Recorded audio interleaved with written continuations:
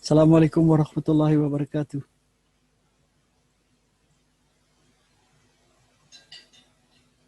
اللهم لا علم لنا إلا ما علمتنا إنك أنت العليم الحكيم. اللهم افتح لنا فتوح العارفين. وصلى الله على سيدنا محمد النبي الأمي وعلى آله وصحبه وبارك وسلم. سبحان ربك رب العزة عما يصفون وسلام على المرسلين والحمد لله رب العالمين. الفاتحة.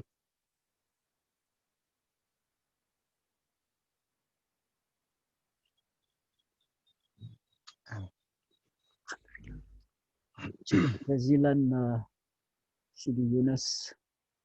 Allah subhanahu wa ta'ala bless you and all of us. Make it easy for us tonight so that we can benefit, all of us benefit and make progress, inshallah. We're dealing with part 4. I hope to conclude this section that we are dealing on the Nafs. And I will therefore try and move fast, but I am not going to go too fast where we don't do justice to what we want to make sure, because the Nafs is something that we must understand correctly. If we don't understand this correctly, many of the other things that we are going to be dealing with later will become more difficult. So inshallah, we're going to go to the first slide.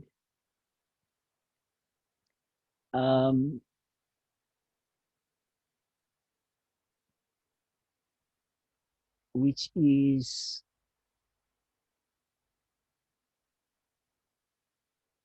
understanding the Nafs, we said. And we're opening up with this, that we are talking about the battleground. Now the battleground of the Nafs, and for that matter, Shaitan and the dunya, is what? It's the human body. The battleground of the body is where these three things, and for now, let us just talk about the Nafs without having to mention Shaitan and the dunya all the time. But we, as we indicated earlier, that they are in partnership. The three of them will support one another. Where the one needs help, the other one will step in, and the three of them will try and tackle you even at the same time. When we say the body becomes the battleground, they want to, and in particular the Nafs, because the Nafs lives inside us. We are the Nafs and the Nafs is us. There's no separation in a sense. The moment you are born, the Nafs gets born. When you die, the Nafs dies. So the Nafs is part of your physical being. And because of its animalistic instincts, it tries to go back to its old ways, to try and get you to do the things the way animals do it, without thought, without thinking of consequences or anything. But fortunately, we also have our ruh, our hearts. So in a sense, a human being has two components, the animal and the angel, both living inside you, because your ruh, without your ruh, the body can't live. So when the ruh enters, the body becomes alive. The only difference between the nafs, or not the only difference, but the difference between the nafs and the ruh is the ruh was there before the body was even born, and the ruh will live on even after the body dies. So if we look at these two components, then the angelic side and the animalistic side are competing for control. And what control?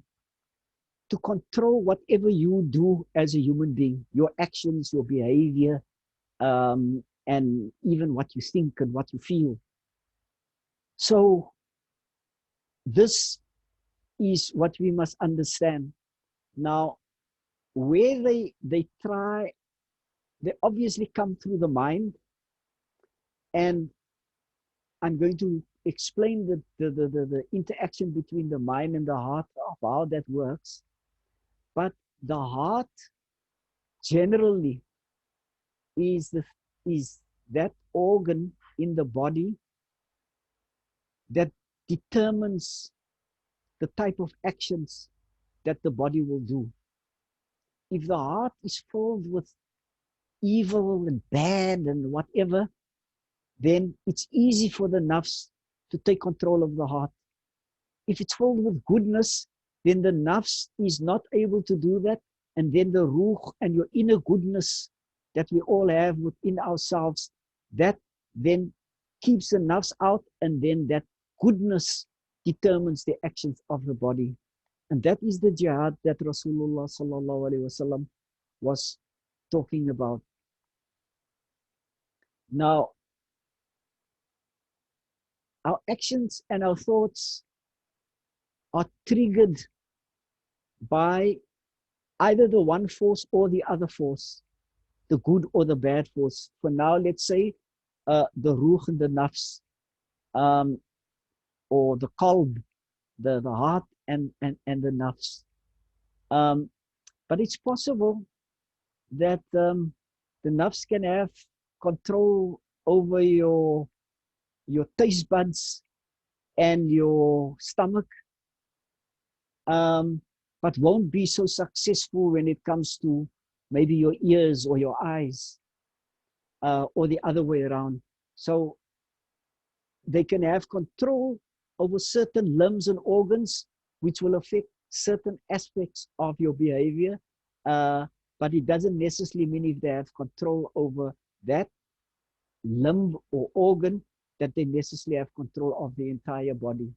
Now, we must try and get as many of our limbs, our organs, our senses to be under the control of the forces of goodness, rather than being under the control of the terrible alliance of shaitan, the dunya, and the nafs. And we've spoken about that the nafs tends towards evil. There's a good part potentially about the nafs where it can be tamed, where it can play a brilliant role to assist us. But that is something that we will be dealing with. How do you actually get your nafs to be beautified and tamed till it becomes your slave, not the other way around, where we become the slaves of our nafs? Now, I'm going to go through this flow diagram. I don't know whether I did it, but see the nafs now in the context now of what we're going to explain, to try and put all of the different things together, so that we understand the relationship. The ruh, we said, was created by Allah subhanahu wa ta'ala long before the body was born. Long before the body. It didn't have the form that the body has. It was created in the dimensions where Allah created the ruh. And at that time, when Allah created the ruh, Allah subhanahu wa ta'ala deposited the knowledge of Allah's names, the divine names of Allah subhanahu wa ta'ala, is something precious that Allah subhanahu wa ta'ala taught human beings directly. Allah taught us those names. We're going to come back to this. Now, though the knowledge of that names is what we strive to get back to as we live on this dunya. So Allah put the names in, taught it to the ruh, so the ruh knows that names, the true meaning of those names. So when Allah created us in the material world, when the ruh came into the body, then the body became alive. So now the ruh, the home of the ruh, is within the heart, the spiritual heart. It doesn't mean that if you take the heart out, the physical heart out of a human being, that the ruh is now gone. The ruh, or when we talk about the spiritual heart is not that piece of flesh on the left-hand side of your body. The spiritual heart's influence and effect is throughout the entire body. And of course, every human being must have a heart. Without a heart, you can't survive. So the heart is connected to the human body, and the home of the ruh is the spiritual heart. But Allah also gave us minds. The mind plays the role that connects our five senses that we have. It connects it to the brain, and the brain then, based on these stimuli that it gets from our five senses, it then tells the body how to behave generally. But there are some things that's under the control of the mind that is not part of what is under human control. It's subconscious. It just happens the way Allah has designed the body. Some of these things are under control of the mind, but not the conscious part of the mind, which is under our control. But Allah made us unique by giving us free will and choice, different from the Malaa'ikah, from animals, from trees, from mountains, from rocks, and whatever else Allah created, stars, and they operate on the basis of compulsion. Whatever Allah subhanahu wa ta'ala has decreed as their role, they follow without question, and they don't have a choice in the matter. Now, our choices can be influenced by our minds, what is in our minds, or what is in our heart. Now, Allah subhanahu wa ta'ala gave us the Quran and Sunnah, and that is our guidance. If we can follow this, if I can stop the diagram here and we have this, then we have no problem. But Allah subhanahu wa ta'ala placed us in this dunya to test us. Allah said, do you think it's good enough? Allah says in the Quran, do you think it's good enough to say that you believe and you will not be tested? Which means that part of or one of the main reasons is to test us as human beings, test us between whether we will follow the Quran and Sunnah and whether we will follow Shaitan, the Nafs, and the Dunya. So now the struggle between these opposite forces, the Shaitan, Nafs, and Dunya tending towards evil and bad, and Quran and Sunnah towards goodness. And the mind and the heart are both saddled with both forces. It has to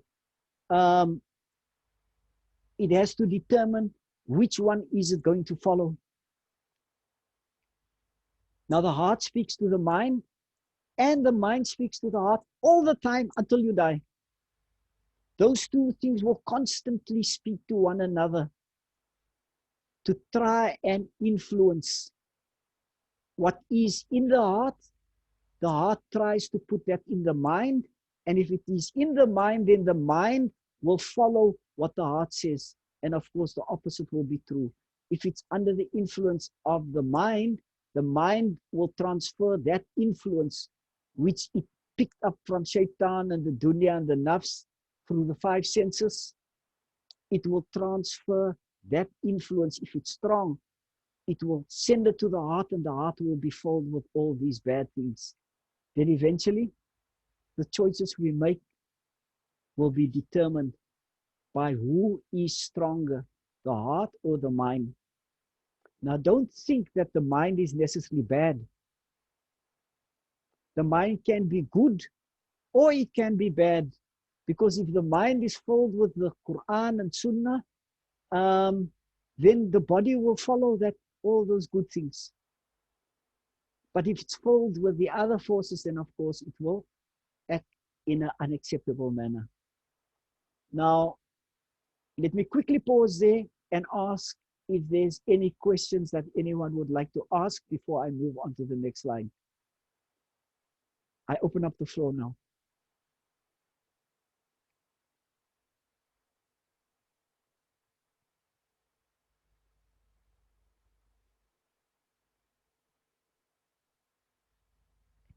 Anyone would like to pose a question?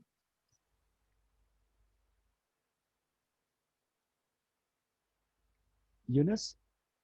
Yeah, but Salie, the relationship between the aql and the qalb. Yeah. One can, I'm going to use this example in saying that one might have, the knowledge, the basic knowledge of Quran and Sunnah, and the heart might be soiled with the nafs and the bad traits and things. And is it possible then to have the opposite, where one can have a clean heart, but yet the mind is riddled with bad thoughts? And how does the action then take place based on these? The state of the heart is determined by what surrounds it and what activity the body is busy with. So if you are busy with things, it's very difficult to understand that you can have a clean heart and be busy with the wrong things. Allah didn't design us in that way. Allah made it clear that the thing that we need to purify is the heart, and that the heart is actually the vessel that contains the higher knowledge of Allah subhanahu wa ta'ala. The names, the divine names of Allah subhanahu wa ta'ala was deposited, taught to the ruh, and the ruh lives in the heart, so that represents the goodness. But it's very deep inside our hearts. So if you stain the heart with all sorts of other things that comes from all over the show, and your mind is filled with all of that, then it's unlikely to have a clean heart. If the mind is filled with goodness, then the effect of what happens, and we're going to come to this, in fact, in the next session, next week, inshallah, we're going to speak more about the ruh, the qalb, and the nafs, and the aql. How do they actually fit in, and what is their role? I'm going to rather say we leave it like that for now, so we have a broad idea, and then we can really go deeper into it when we go to what is the ruh, how should we understand what is the ruh, what is the qalb, so that we can actually, when we refer to the heart, we know what it is that we need to purify. When we talk about the ruh, what is there to know about the ruh? So I would, if you don't mind, I would then go on, unless there is a question that you feel that needs to be answered, then I will come back to this, inshallah, and put this back up. So if we want to make progress along this path, when we talk about progress, we're talking about we are people. We know what the 5 arkans are. We do it as best as we can. But we want to develop our iman and our taqwa and get closer to Allah subhanahu wa ta'ala. Now, to go on this path of wanting to get closer to Allah subhanahu wa ta'ala, the first thing we must develop is to be honest. And when we say honesty, We're not even talking about honesty towards people. Honesty insofar as it relates to yourself. You have to, as the very first step, admit to and recognize what your shortcomings and faults and weaknesses are. If you do not admit that you have a fault, how can you remedy that? How can you solve that problem that you have if you don't admit you have the problem? Even when you talk about business science, they say identifying the problem is the first thing. And this is what we want to do. We want to identify that there is a problem. What is the problem? Now you try and find the right solution to fit that problem. But are you going to hit all over the show and hope you're going to solve the problem? That's what will happen if you don't admit there is a problem and then to identify exactly the nature of the problem. These are just some of the ways that the Nafs actually convinces us in such a way that we actually take it on. The Nafs says it to us, but we actually believe it. I don't even have to go through it. Often, when you are busy with something, or you need to do something that you must do, something good, then it puts you off. You're too tired or you're too sick to do it now. You can do it tomorrow or later. Even if they don't stop you, but they can just delay you, then that is good enough for them. As long as they can prevent you from doing the right thing. And when we say they, we're talking about the three on the left-hand side. Shaitan, Nafs, and the dunya. But the Nafs in particular would use the argument, you shouldn't be promoting yourself and try and be famous or to be noticed. But somebody else is doing something. And then you go do it. And then that small voice inside you, your conscience, your angelic side says to you, why are you going forward? Why are you promoting yourself? Why are you stepping up? Then it whispers in your ear, yeah, but you are better than him. You should do it. Or somebody else is doing it and you sit here at the back and your whole mind is, why is that person standing there in front doing whatever he is doing? Or why is he chosen as the leader or the chairperson or whatever else? You are better than him. And it gets all those ugly, unacceptable feelings. It builds that up in you.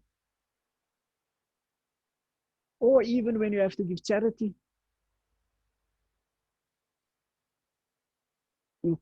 somebody comes to you, they're in need, you can give, but you don't give because now Shaitan and the Nafs work together and they whisper and they say, no, you actually can't give. You don't know. You affected by COVID at work. There's going to be a second wave. There's a second wave. You're going to be off work. You better not give. You don't know how long the second wave is going to last. So either you don't give or you give very little. The beggar who comes, you scratch amongst your change so that you can give the copper and not the silver. We're not even going to talk about the paper money. Or when you're trying to do things to impress people, and people praise you, and you know that praise comes with a lot of danger, as we said last week. And then he says, no, you didn't look for the praise. You just did your best. And now they're praising you. So, I mean, you didn't look for it, but it's come to you. So now you accept it. It will use all of these things and say, no,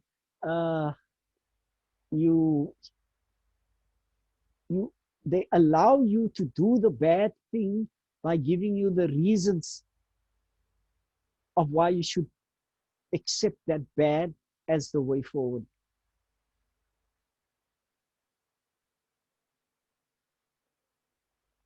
Now, when we accept the arguments, any of those arguments, and those are just some, I mean, I just put it together as a list of things that we can test ourselves against in a practical, real life situation. If we accept these arguments, how are you going to identify what is wrong in you? If you accept any of those arguments that I've listed previously, then what it means is that nothing is going to change now, because you believed your nafs, you believed everything it said, and all those things that you've done that were wrong, tomorrow you'll do the same, because you will believe it to be right. So to be utterly and totally sincere with yourself, and it's got nothing to do with your husband or your wife or your children or your father or your mother. It's got to do with you and Allah. Allah knows. You can be very sure about that. Allah knows. You can't be dishonest with Allah. But do you now actually make the effort to sincerely identify what you see as your own shortcomings? Because that is the first step. Now, one of the things that influences our behavior is our niyyah. Why are we doing certain things?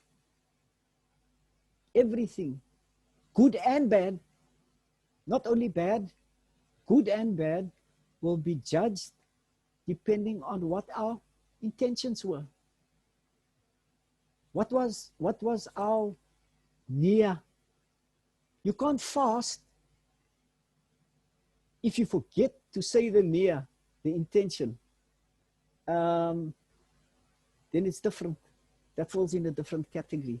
But a person who just stays without food, with no intention, for the same period that you are fasting, he's made no intention.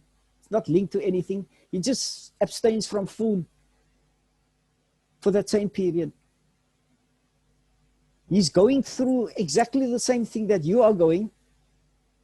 There's absolutely no reward in that for that person. Everything will be judged depending on what our intentions were. But there are times when we can't even determine ourselves, what was actually my purpose for doing this? Why did I do that? It's good to question yourself, because it shows at least you're not going through life by just doing things automatically. You're questioning, why did I do that? What informed my decision? Did I do it because I gave into my nafs, or did I really do it to please Allah? And sometimes it can even be a bit of both. So it requires total honesty. And the question, if you're unsure about anything, then you ask yourself silently, did I do this to please Allah? Did I honestly do it to please Allah? Especially if you're unsure. If you do it often enough, it becomes second nature. And if it becomes second nature, you will make more effort. You will try and remedy those things that's wrong.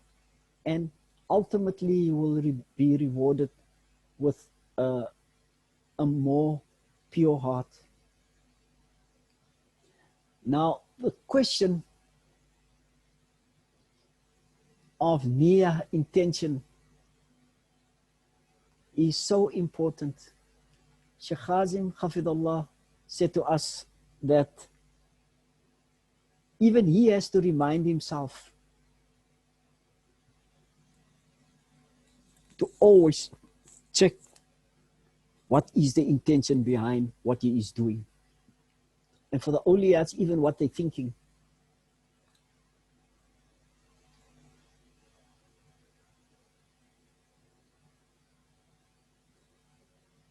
One of the big problems we have is we often do things out of habit. We used to doing a thing in a particular way that we don't even examine what was our motive. In fact, if you think of how you get up in the morning, what is the first time for the whole morning did you even question what is your intention behind doing certain things?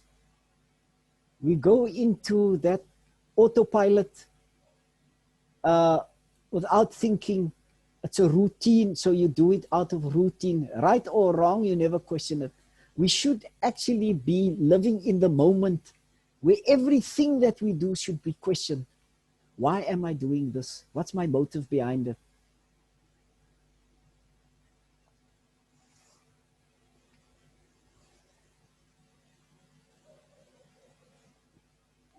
Now comes the crunch. So now you're becoming more conscious. You're reflecting on what you're doing. And now you discover you actually have a problem, let's say with eating or greed. Now comes the test. What do you now do?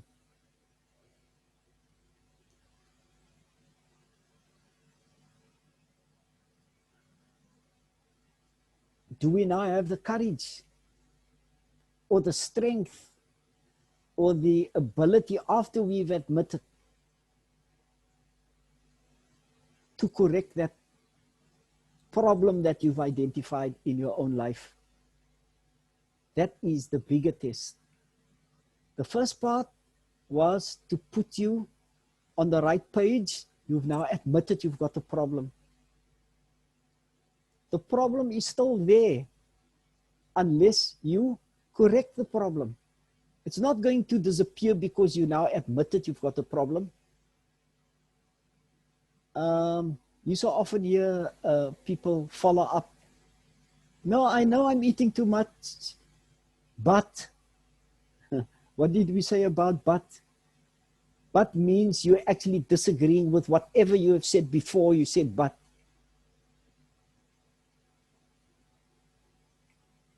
Do you have the courage? And are you strongly, are you motivated enough to actually bring about the change that is required? That is the test. Now what are you going to do? Now, looking into the heart. Now, when I wrote this, I wasn't sure whether I should use this word because I felt a bit awkward, but I'll put it the way I read it. That one of the knowers, and there are so many of them, of Allah subhanahu wa ta'ala, of the Arifin, wrote that the opening of the heart, the spiritual heart, the way it's located in the physical body, the opening, it's not there, but that's where the opening is. That's a portal that can give you access. It's 2 fingers below the left nipple. When I use the word nipple, I felt a bit awkward, but you will forgive me. It's 2 fingers below that. And they say, as one of the methods, that you should, when you want to focus on your heart, try and move your thinking and your concentration to that point. Almost surrendering your mind now to that spot on the left-hand side of your body, and try and visualize with your heart instead of your mind. Because images, visions, and all of that are things that's formulated in the mind. But if you can try and move away from the mind and actually focus on that spot, then you almost, in a sense, try and enter through that spot and look what is in the heart. When you examine what is in the heart, I told you about the story about Sheikh Abdul Qadir Jailani, Qaddasallahu Sirrul Aziz, and his ships. For those people who didn't hear it, I'll repeat it quickly. He was sitting in a lecture, and somebody came to him at that stage in his life. He owned many ships. He was Sultan al-Awliya. And just to say, for all time, he will be the Sultan of all the awliya from the beginning of time till the end of time. What a fantastic, great honor Allah subhanahu wa ta'ala has bestowed on him. So, when we say trader, it comes with a certain perception. He was given that, but his wealth didn't matter one way or the other. But anyway, so this guy came to him while he was one of his murid. He was making a lecture, and he whispered something in his ear,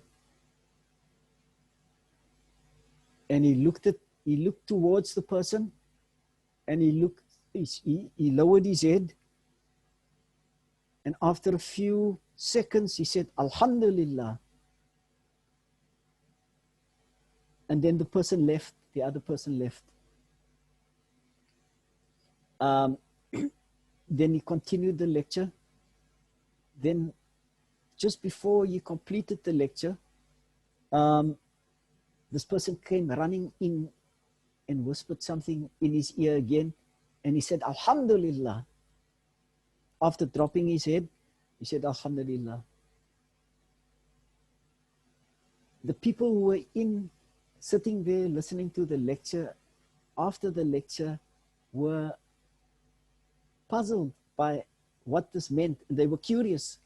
They wanted to know, and they asked the Sheikh, can you please explain to us what the significance is of when this person came to you, said, Alhamdulillah, you dropped your head and you left, and when he came, you dropped your head and you said, Alhamdulillah again. What? He said, the first time the person came, the person said to me, my ships, all my ships, with all the goods on it, had sunk.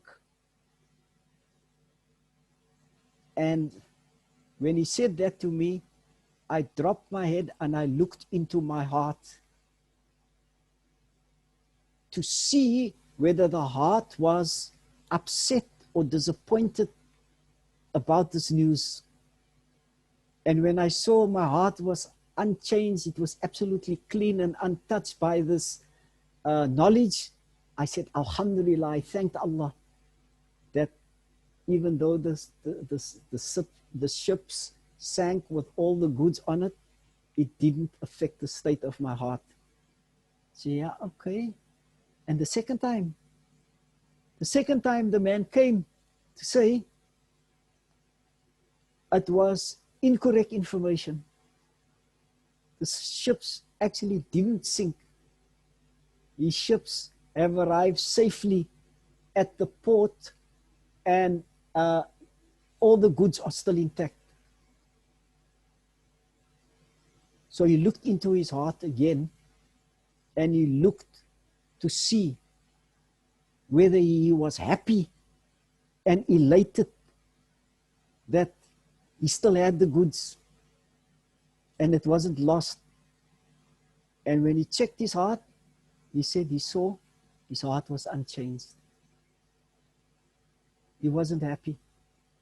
Whether he had the goods or whether he didn't have the goods, didn't matter. His heart remained intact. So to achieve that state where you can actually look at your heart is not something that's going to come naturally. It starts with you first making an effort to examine how things affect you, good or bad. Try and not treat it with your mind and say, oh, this happened or that happened, good or bad, and then respond and react with your mind. Try and see how that affects your heart. And that's one of the ways of developing this method of checking what is in the heart to guide you. Because often we want to do things and we're not sure whether it's right or wrong. That's the time to actually look into your heart and then ask yourself, what is guiding me? And you will find the answer there. As you do it more often, you will find it will become easier to examine what is in your heart and to determine what your niyyah is or was at the time. But it can be times,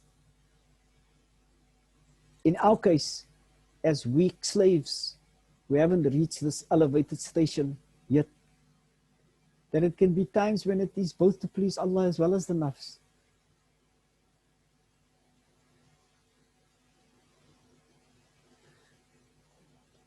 So this is the example that I want to use. You see a disabled person at the traffic lights. He's not just disabled, you can see he's also poor. The way he's dressed. You look at him and you think to yourself, no, this man is somebody who deserves something from me.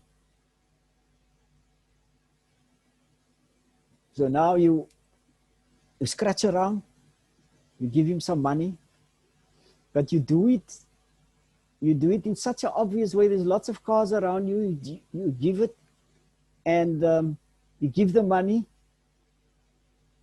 so that the people around you can actually see behind you, and both sides of you can actually see that you're actually giving the money.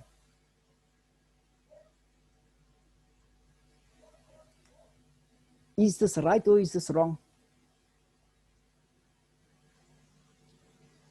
I'm going to throw the floor open now on that question. Is this what you've done?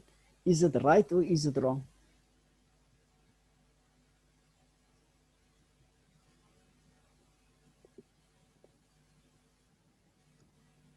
Yes. So, Buddha Salie mentioned the hadith where our actions will be judged according to our intentions. So one can do a right thing with a wrong intention, which is in this case in the example that Buddha Salie just gave now. Because that action becomes null and void, even though a good deed was done, it was done with a wrong intention. Because that's now feeding the nafs of having to show off and a means of boasting. Okay. But now, when you stopped, you actually saw this man and you felt that he deserves your assistance. That was the reason why you stopped. Is that cancelled? Somebody else can answer. Okay. Okay, Yunus. I think at the end of the day, Allah is the best judge. I remember a story of a very pious man. He said after so many years, the most difficult thing that he experienced in his life was to always rectify his intention. That is the most difficultest challenge that insan has, because exactly like the example, you went in with a good intention, and then along the way the nafs came and taints our intentions. But I think to answer it blatantly is to say Allah is the best judge in that. But through our own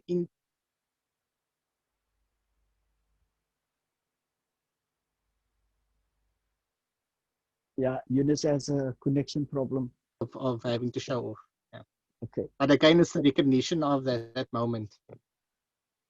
All right. Is there anyone else who would like to respond to that?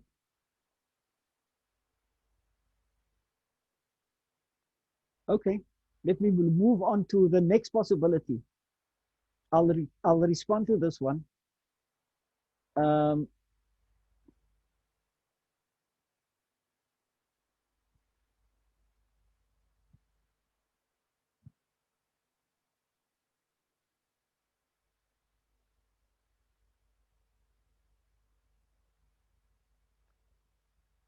I'll come back to this. I'm going to give the second part. Okay. Let me rather explain the second part and say what the first part was. The first part was, it was good. You can't throw out the baby with the bathwater. So you responded incorrectly, and Allah will judge you on doing it to be seen. But the fact that you stopped and you were moved, you showed some compassion to a person in need, was a good thing. Don't next time now go away because you're unsure about whatever. So now you do it. You look around now. You've learned your lesson. You look around, there's no one. So you give it in a way and you make absolutely sure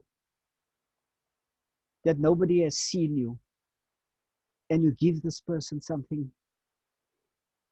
But as you've given it to you and you move back to go and put your hand on the steering wheel, you actually see a person 2 cars away saw what you did. And you smile to yourself and you say, well, I did it sincerely. I didn't do it. And you're happy that he saw you, but he didn't see you doing something that was intentional. Is that wrong?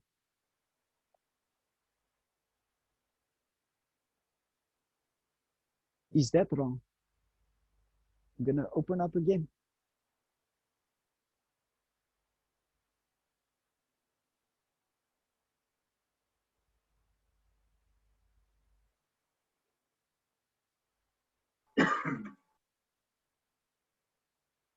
Is there nobody else who wants to answer that? Buta? Yes. The second scenario you gave, I think the point is very clear. The intention was very clear that the person did it without seeking recognition. So even though somebody was far away and still see what he did, that does not in any way counter his intention. So because, for example, I see a lot of people, they give and they take a selfie, and so that kind of situation is actually what you are talking about here. When the intention has been diluted to personal glory, you see. So that is the aspect that, in my opinion, I may be wrong, because I'm not judging here, you know, just to, because the topic is about the intention of our deeds, you know. So the last scenario you gave, the intention was, in my opinion anyway, that the person had a clear intention to assist the person in need, you know, and not to seek a personal glory. So even though somebody was far away and he later saw, that for him, I mean, that for me does not really affect that the initial intention. I may be wrong, but let's No, see how no, it it's goes. fine. It's fine. It's a good answer. The part that needs to, Um, yes, Aisha?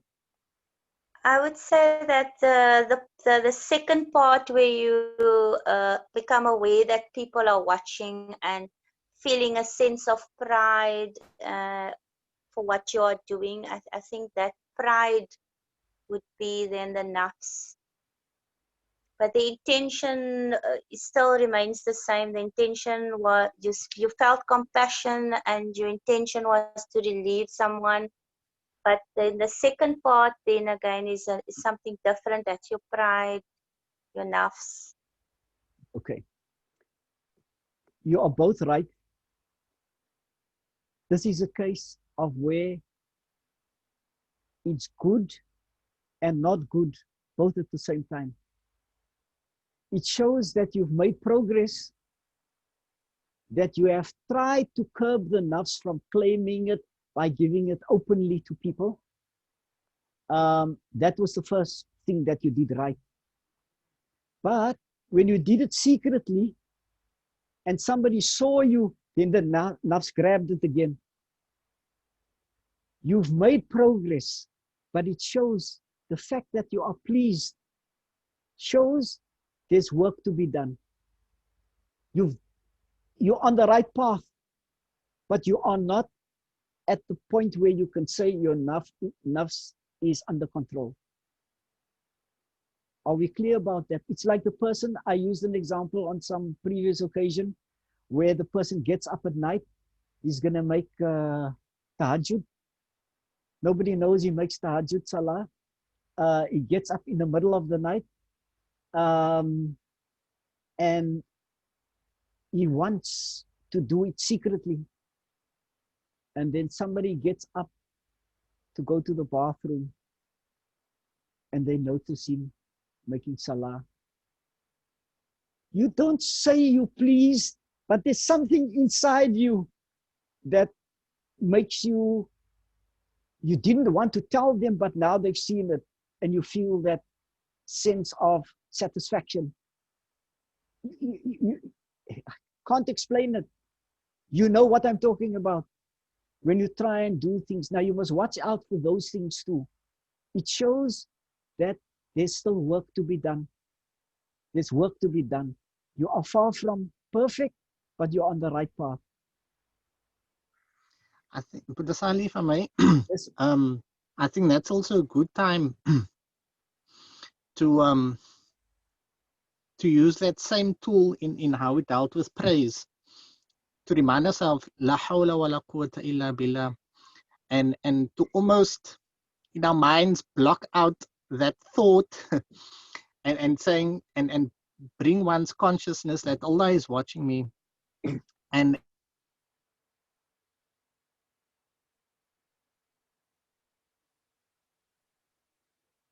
Yeah, we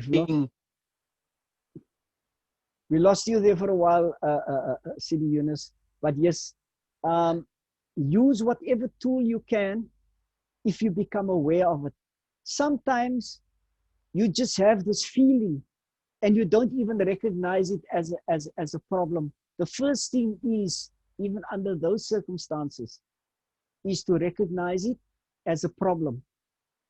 Because if you don't recognize that, yes, secretly at night, nobody knows you got up, you didn't inform anyone, here they find out there's a slight feeling of satisfaction. Recognize it as a problem that needs to be addressed. Whether people see you or don't see you should make no difference. If the feeling was absent, then they can see you. If the feeling is going to be absent, then you can even tell them, But we are far from that. Rather play safe. Put yourself in a situation where you don't attract praise or recognition or status. Stay out of those kind of situations. It's much safer.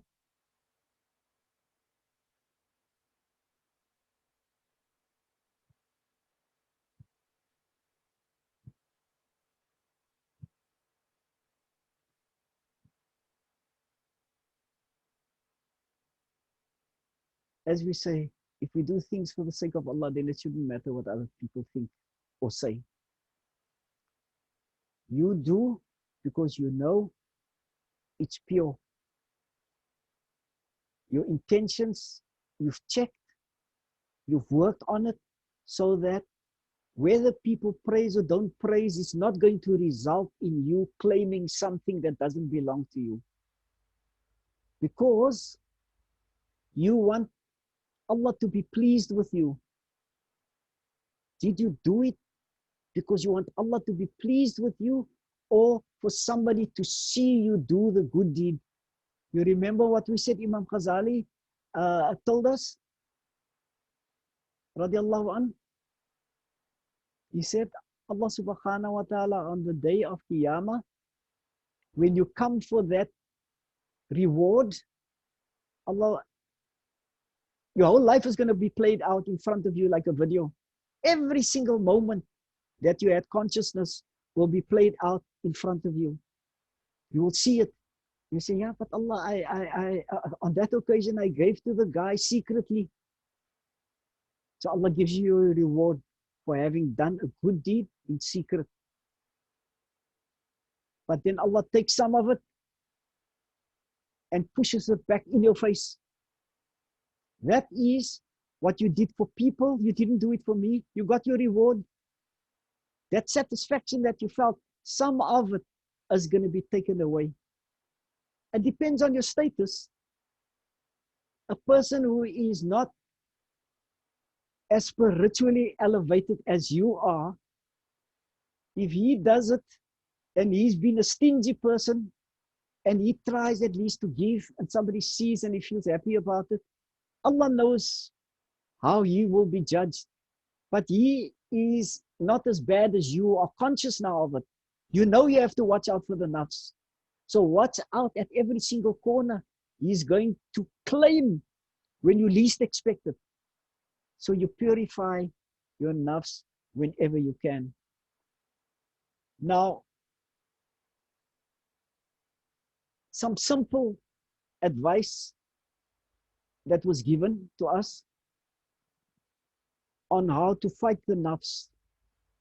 The first thing that we are told, there's three things: eat less, sleep less, and talk less.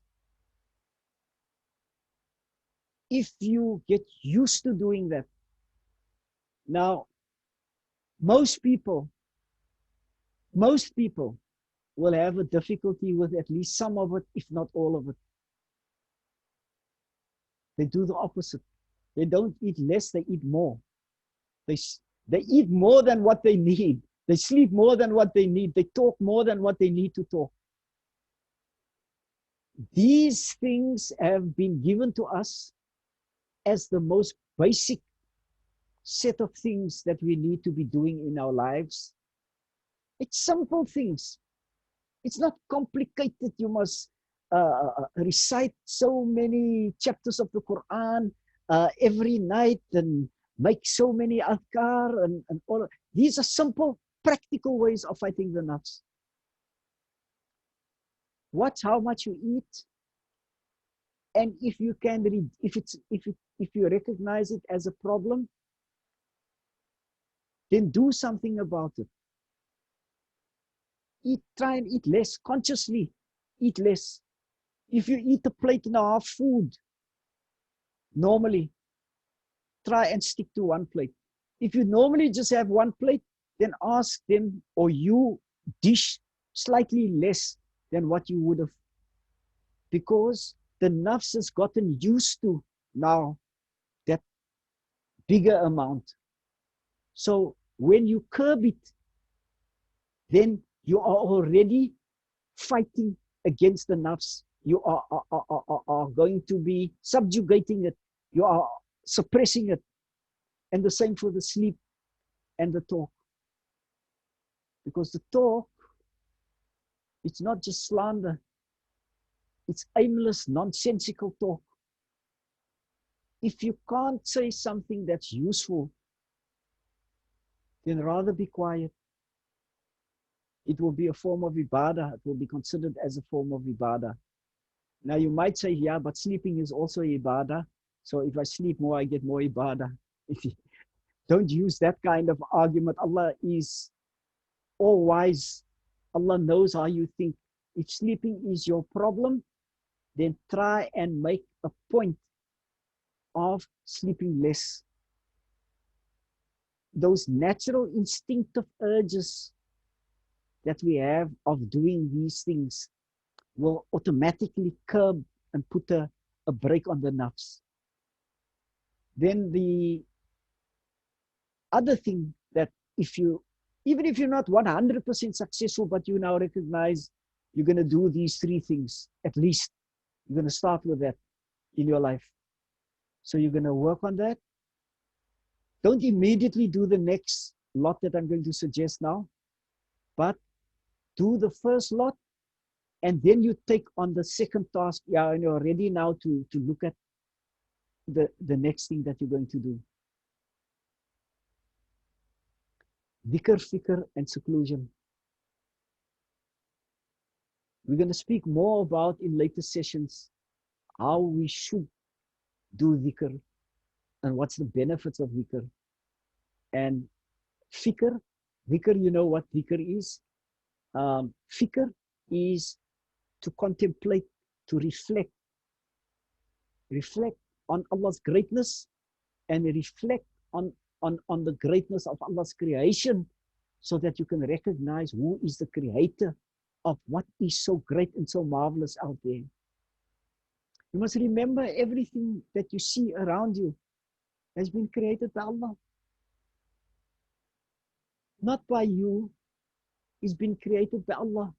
If Allah didn't want you to create anything like this or for anything like that to exist, Allah would never have allowed you to do it. Allah created that possibility. Reflect on our universe. In fact, just to sidetrack quickly here,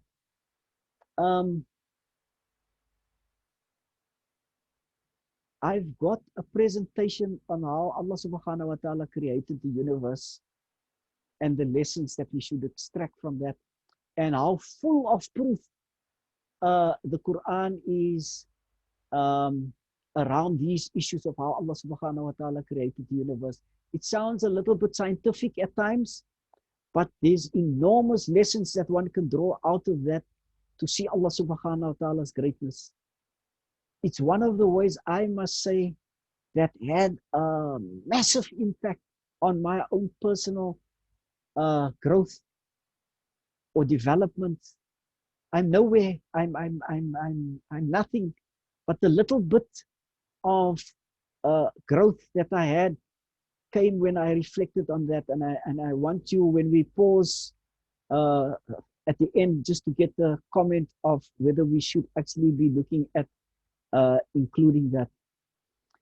So reflection, contemplation on creation and Allah's names and Allah's sifat is an elevated form of ibadah. Even a moment of reflection can be worth, the hadith says, a lifetime of normal ibadah. One moment sincere, deep reflection can be the equivalent and the weight of a lifetime of ibadah. Seclusion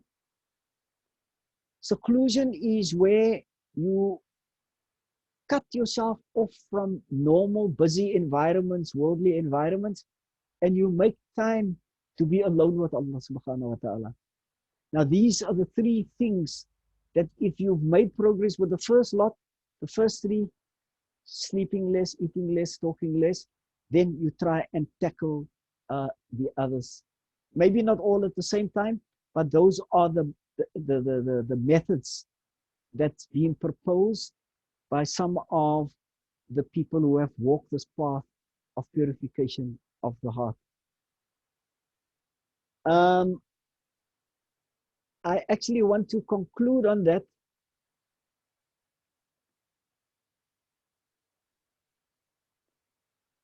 Just to say that we must be firm with the nafs. If you are not going to be firm with it and identify where it is actually taken control of your life, where you become its slave, instead of turning it around and you becoming the master and the nafs is the slave, if you are not going to recognize that as a task, then you will be under the control of the nafs throughout your life, and you will have failed in the biggest battle that Rasulullah told us is awaiting us. Honesty is the first step. And we ask Allah subhanahu wa ta'ala to assist us, because we can do nothing if Allah doesn't assist us. Everything happens with Allah's will, Allah's power, and Allah's knowledge. We respond to Allah subhanahu wa ta'ala by saying, Allah, our Rabb, our Creator, you have instructed us to turn to you if we are in need. We are in need, Allah. We are in need. We find it difficult to fight our nafs. And we ask you to assist and to guide us on how to go about this very, very difficult task. I've spent more time on the issue of the nafs because it is such a crucial part of what we need to be doing. Before I open the floor for a last round of comments and questions, if there are any, I just want to say we will now be moving on to the next part. Or let me just first open it up, and then I'll just show you what the next part is before we conclude. So I'm going to open it up to hear if there are any final comments, and whether people have a better idea now of the challenge that's awaiting all of us. The nafs can't be killed. The nafs can be tamed. The nafs can't be killed, and it shouldn't be killed, because there's an important component that's linked to the nafs that's part of our existence. But have we got a better idea of what the nafs is, how important it is for us to fight it, and how we should actually go about it? We're going to come to another section, not the next one, but 2 or 3 down the line, where we're going to go through each different level of the nafs, where specific advice is given of what we need to do to get it to the next level and to the next level until it's completely perfected and under the control, under our control, and not the other way around. So alhamdulillah, we've come to the end of this part, and I'm going to throw the floor open,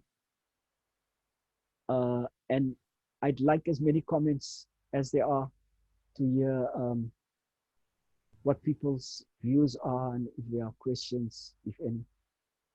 Okay, Mafoshet. Yes. Shukran so much for your time. I just needed some clarity where we draw the line, because the examples you gave here regards to money, giving money to people in need, so could we expand, because assisting people in need does not only limit to giving money. Let's take it further into maybe in a professional context. Maybe you are a scientist, you invented something that is going to help humanity. you know, and the people the people that benefits from your invention, you don't even know them. You are just doing it because you want to solve a problem for humanity. And the country or the province or even people may say, sure, this person now deserves recognition, but your intention was not to get any praise, you know. So in that kind of context, they give you an award to say, this is what you have done in a place, you know. So in that kind of context, I'm just trying to broaden the conversation beyond giving Germany on the street by the robots and all that, you know. So how do we respond in this kind of context? Because your intention was very clear. You are using your professional skills. You identify the problem in society. You try to assist, not because to get a glory, but it's because of the skills that you got. How do we now respond to this kind of situation? Okay. I forgot your name now. I tried to remember. What is the name again? Destiny. Destiny. Yeah. MashaAllah. Destiny, there's two aspects to it, or maybe more. But the one first thing to say is that we are placed on this dunya to use everything that Allah subhanahu wa ta'ala gave us. Time, money, health, talents, ability. We must become excellent at whatever we do as Muslims. We mustn't waste anything. We must strive to do things with excellence, no matter what field we are in. That's the foundation. Now comes the test that accompanies that. Do you recognize where that very ability that people are praising, do you acknowledge where it comes from? Not with the mouth. Do you acknowledge in the way that you conduct yourself? That is the test. Now they praise you, they give you the award, they make you chairman of the company or secretary of the association or give you status recognition. It's happening throughout our lives. Almost every single day it's happening. The test is built in that Allah gives us that to test, is this slave going to take what belongs to me? Is he going to take ownership of what belongs to me? Or is the slave going to recognize and acknowledge that he is but a slave and that it comes from me? That's why our brother Yunus, what you mentioned earlier, it was so useful, that we say, La hawla wa la quwwata illa billah. Power, all power, strength, ability, talents, wealth, everything comes from Allah. That's what we should say. When we say that, then whether they give you a award or not, then you ask Allah to make you humble and not to take what doesn't belong to you. But it doesn't mean we should be so humble that when we can assist and help, because you don't want to be seen. If you know you've got the ability to fix the TV, to switch it on the right channel for people, and everyone is struggling, but you don't want to show and you want to be humble, as our sister Shahida said, sopang. That's the wrong approach. If you've got the ability, you're going to be punished actually. If you stand back and there's a problem and you do nothing, because Allah gave you that ability. Not for you to waste or abuse. You have to use it correctly. So yes, you are right. There is a balance, like there is a balance almost in every single thing that we do, good and bad. There's a balance that needs to be maintained. In this instance, if you do things and you do it extremely well and you're being praised or rewarded for it by others, just make sure you don't claim it for yourself. Recognize that it comes from Allah subhanahu wa ta'ala. Then you're on safe ground. And la hawla wa la quwwata illa billah is your weapon. That's your weapon of how you fight what the nafs wants to claim. The nafs is happy to hear that you got an award. Oh, it's so happy. And conditioning you when you go on that stage and you're going to be given that award, it it succeeded. But you will make sure that you put the balance in, inshallah. Any other comment or question?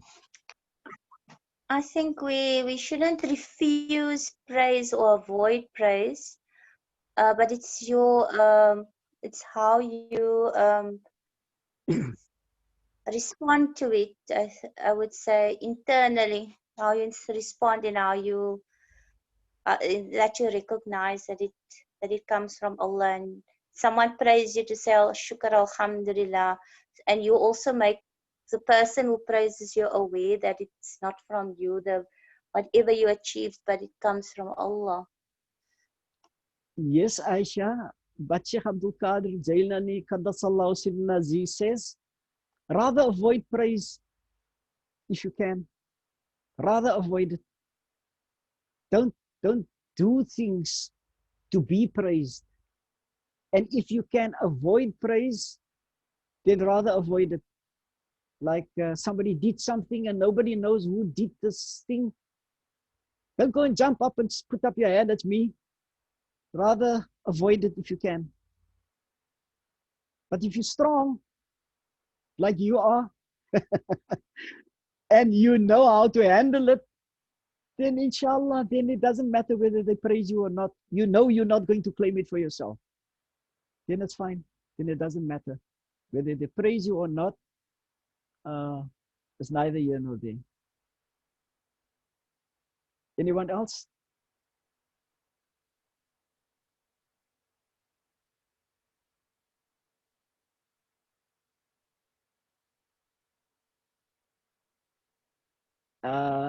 Okay, Muhammad Fasih, are you still with us?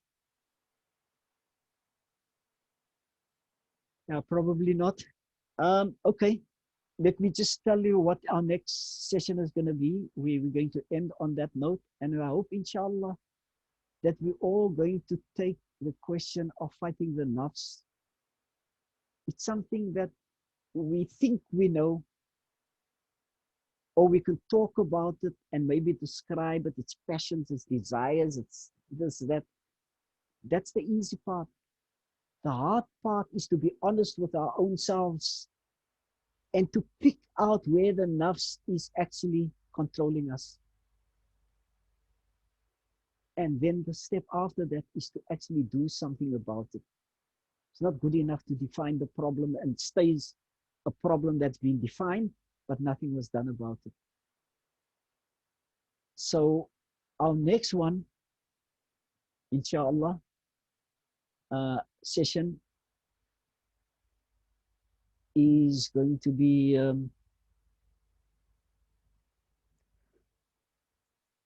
now, when I spoke to some people, in particular, Sidi Yunus, I spoke to him and he spoke to me. He suggested we should immediately go over to the 7 levels of the nafs.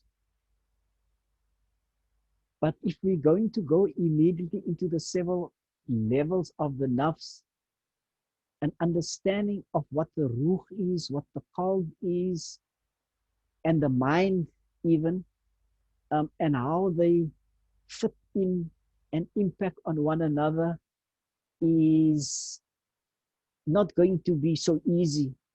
At some point, we're going to have to touch on these issues. And I thought for myself, we should go on to the question of discussing these concepts first, and then we're going to go through the specific levels of what we need to do when we get to level 1, level 2. If we look at level 1, I would want all of us to look at all the different levels and ask yourself where you are. I must be honest, I'm still almost both feet in level 1 still. Sad to say. But let's not jump the gun. Let's look at this, and inshallah, this will be our next lesson. The other thing that I mentioned, which I just want to get a comment on from you, is the question of dealing with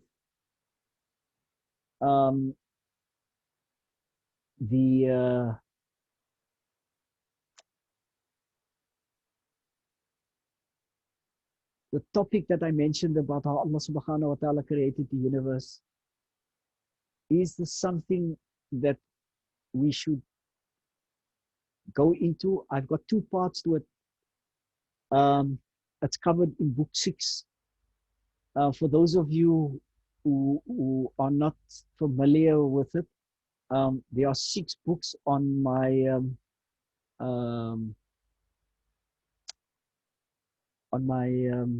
what do you call it? Website. Subhanallah, shukran.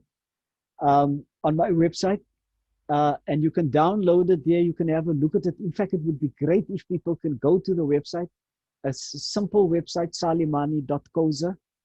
All 6 books are there, and the one deals with the how Allah created the universe and the amazing human body.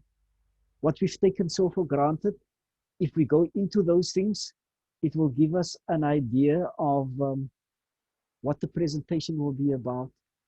I would love to do that, but maybe you don't have to respond now. If you have the opportunity to go to the website, maybe you can give me a comment about that. But we've got quite a stiff set of issues that we're going to deal with. We're going to deal with the ruh, the heart, the nafs, shaitan, malaa'ikah. You know, there's lots of things that we still need to deal with. But if you feel that's something that needs to be done, then maybe I can do the necessary preparations to do a presentation on it, inshallah. Yes, come to the end, alhamdulillah, of the session. And I want to thank everyone for participating. And I hope, inshallah, you will be able to join in the next session. Is there anyone who wants to say the final thing or make a final question, put a final question or a comment?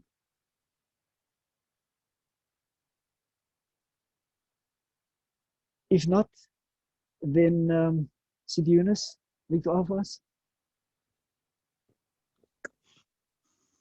أعوذ بالله السميع العليم من الشيطان الرجيم بسم الله الرحمن الرحيم الحمد لله رب العالمين والصلاة والسلام على أشرف الأنبياء والمرسلين سيدنا ونبينا ومولانا محمد صلى الله عليه وسلم وعلى آله وصحبه وبارك وسلم يا أرحم الراحمين يا أرحم الراحمين يا أرحم الراحمين ارحمنا يا ربنا لك الحمد يا ربنا لك الحمد يا ربنا لك الحمد كل الشكر كله اللهم صل وسلم على سيدنا محمد في الأولين وفي الآخرين وفي كل وقت وحين وفي الملأ الأعلى إلى يوم الدين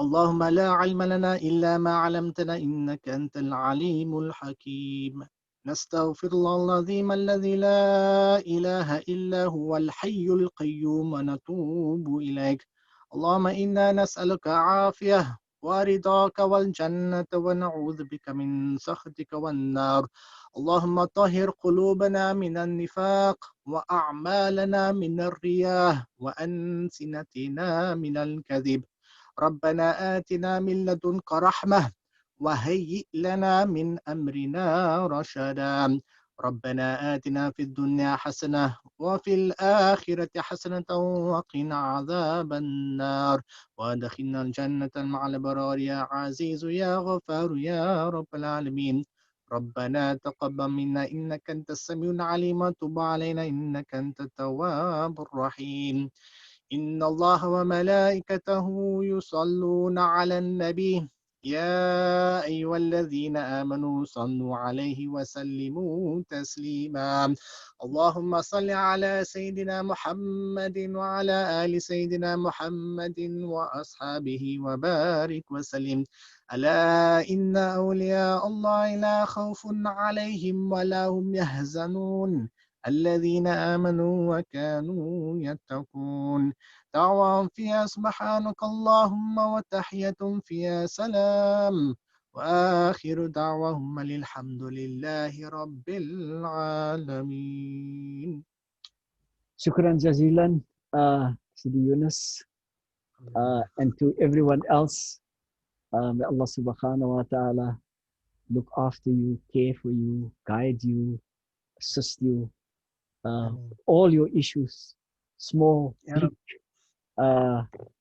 and let us all gather here again, and hopefully, inshallah, let us try and implement and practice some of the things that we have dealt with tonight. Alhamdulillah Rabbil Alameen. Assalamu alaikum wa rahmatullahi wa barakatuh. عليكم السلام ورحمة الله وبركاته. حبيبي السلام. Assalamu alaikum wa rahmatullahi wa barakatuh. Alaikum salam wa rahmatullahi wa barakatuh. Assalamu alaikum. Alaikum salam wa rahmatullahi wa barakatuh. I'm going to end off now.